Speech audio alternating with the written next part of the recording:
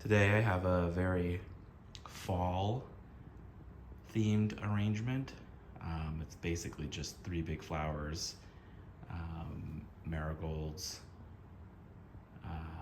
two varieties of marigolds, a yellow and an orange, and then two varieties of dahlias, the diva and the cornel, and then I threw in some gombrina and a cosmo over there. So here's the close-up of one of the gold marigolds.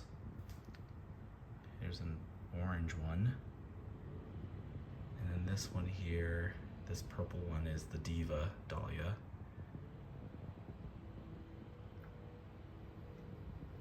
And then around the corner, this more reddish looking flower is the cornel.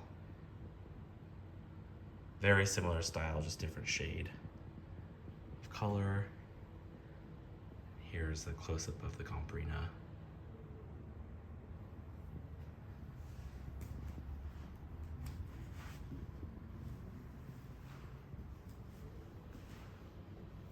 It's mid-September, so why not do a fall arrangement?